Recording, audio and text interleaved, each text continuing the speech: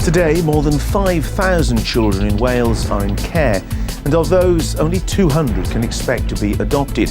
As the Welsh Government faces calls for a complete overhaul of the adoption process, we meet parents who've braved the system to give homes to a few of our forgotten children. This isn't just a normal, everyday paper process. There are children's lives on the end of it, waiting for families, and there are families waiting for children. Of course, we know that as we move forward, we've got to speed the situation up, improve the delivery of our services. They've helped me get to where I am today, be who I am, not think about all the stuff that's happened in the past.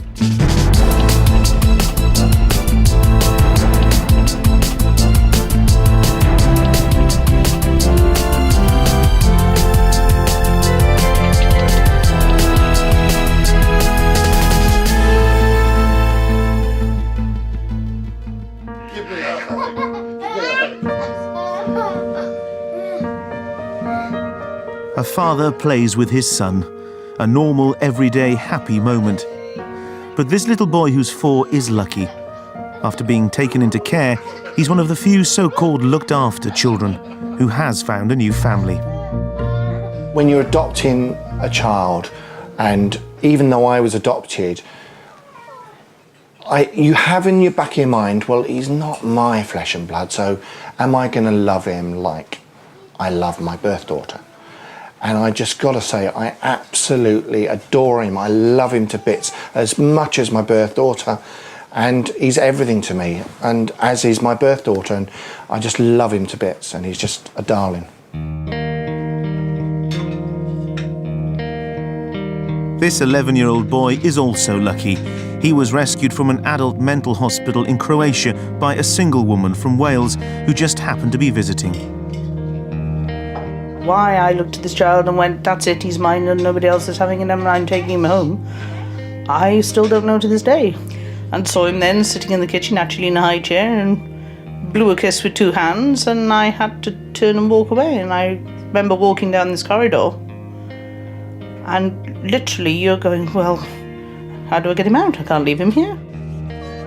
These parents have something in common. They were prepared to enter the lengthy process of adoption to bring a new child into their homes.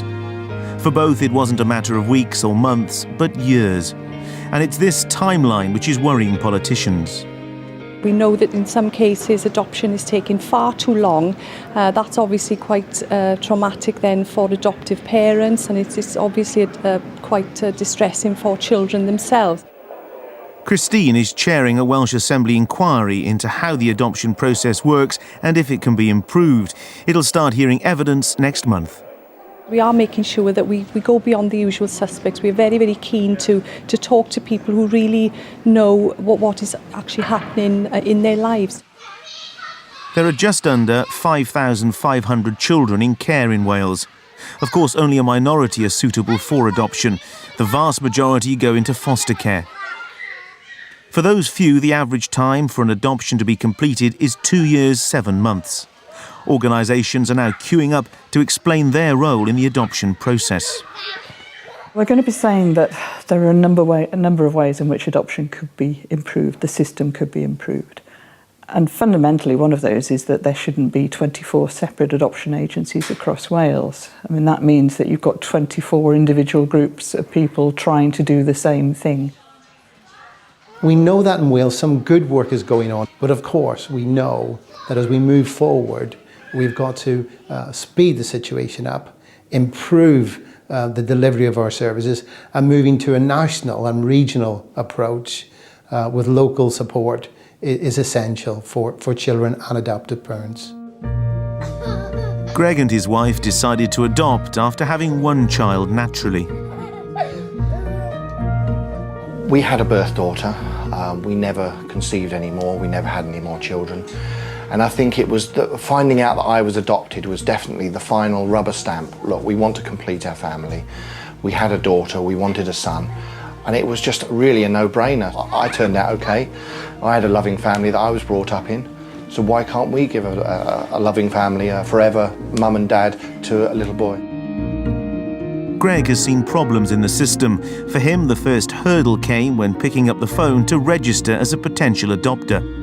We rang up our local council and we said we're a heterosexual couple, age is just short of 40 at the time, we're thinking of adopting. And they said, I'm sorry, there's no room. There's at least an 18-month waiting list until we come out and see you. We certainly have had a number of phone calls from people who've rung their local authority, said, I'm interested in adopting, but when I rang the local authority, they told me, well, our books are closed, we can't assess you for another 6 months or a year, or we don't need adopters of your particular ethnic mix, so, just basically go away. Ring another council, ring another social worker, ring another adoption agency. There are children for everyone out there who wants to adopt. Trust me, if you're struggling with one agency, there will be another one that will welcome you in. Social services departments across Wales say they've worked on this problem recently. We believe that first contact is really important. For prospective adoptive parents to come forward, it takes a lot of courage. So from a Welsh perspective, having a service that can be approached, that can actually respond immediately to capture those families and help those families in terms of preparation, that's what we must do. When would-be parents register, they have to go through a rigorous assessment. They'll be interviewed, their homes scrutinised, their lifestyle and criminal records checked. The final hurdle is a face-to-face interview known as going to panel. Much of this assessment is done by a social worker. There's a matching process that is crucial, and it does take time, but it is time well spent if we get it right. Greg believes there is inefficiency built into the system. The social worker would come out, they'd interview myself and they'd interview Jane together. And then a month later they would come back and then they would say, well, this time we're going to interview you on your own. And then they're going to interview Jane on her own. And then a month later they'll interview our birth daughter. And I'm thinking, well, why don't you do that all in one day? And then perhaps have a follow-up interview of all three of us in a month's time. When we were just about to be going to panel, my dad passed away and they basically said, you can't adopt now, you have to go and grieve for 2 or 3 months, go away and think about it. And I'm thinking, no, I know I'm ready to adopt. A decade ago, Tracy England was a single professional woman who hadn't given a second thought to having a child. I did what I wanted, when I wanted, how I wanted, and didn't have to, no responsibilities, no real time limit. I was in work, and your nights were your own, your weekends were your own. A trip to Croatia with her mother's dance group changed Tracy's life forever. What happened was we went into a large sort of playroom where the concert was going to be, and there were 5 very small children, we imagined somewhere around 18 months, 2 years at the most. And we were in an adult mental hospital. So that surprised us really. Why did we find these 5 little tiny people? By then I'd already gained a small friend who was sitting next to me, rather puzzled about a camera that I had and was using, and he was totally enthralled with it. Back home, Tracy approached the Croatian ambassador who helped get the adoption approved. I started with the Croatian side because I imagined the Croatian side were going to be very hard to convince differently. You were on a foreign soil, you were a foreigner, we're not even talking about an EU country. You had a language barrier, you had cultural barriers. I thought, well, this side would be easy to do, Britain, so I'll start with Croatia. I was very wrong. Adopting from Croatia did create unusual problems. The one main problem they were saying was they couldn't do the paperwork on the computer because they didn't have a drop-down box for Croatia. It still said Yugoslavia. Would that be all right? It's probably not to the Croatians, no. Oh, probably one of the most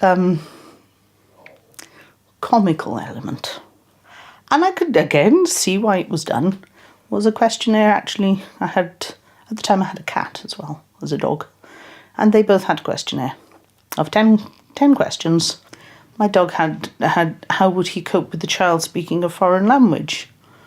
And I actually said to the social worker who was asking the question, she wasn't making them up, she was having to ask them, I said, well, are we supposing then that my dog speaks English?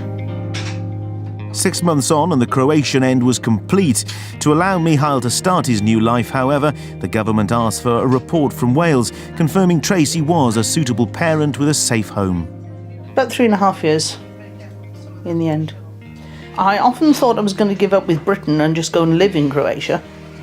The main sentence that used to come out, which used to be annoying me when I used to say, look, these delays are painstaking and they are painful for everybody involved. Oh yes, but we are doing it with the child's welfare at heart. I said, yes, but I drive over there and when I have to leave, this child is clinging to the door of the car and I'm driving off and he's saying, I'm a good boy, Mama, I'm a good boy, don't go. And that was not in my child's best interest at any point. This isn't just a normal, everyday paper process. There are children's lives on the end of it, waiting for families, and there are families waiting for children. So you are emotionally in suspension because you are either waiting to be a parent or waiting to have a parent.